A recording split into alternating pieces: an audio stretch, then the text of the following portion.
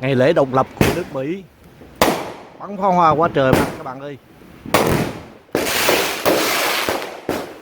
Wow,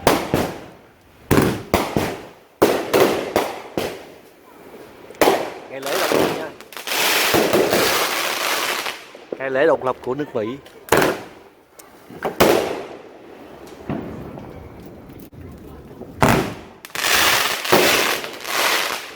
Wow, ngay trước cửa nhà mình luôn.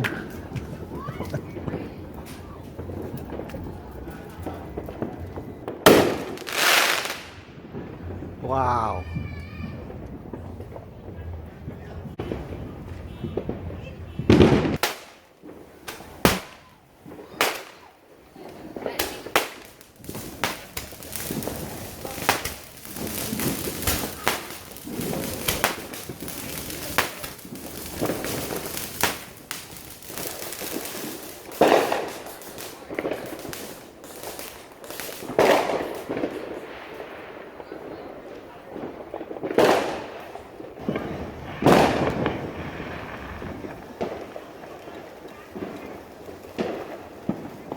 Ngày lễ độc lập của nước Mỹ, July 4.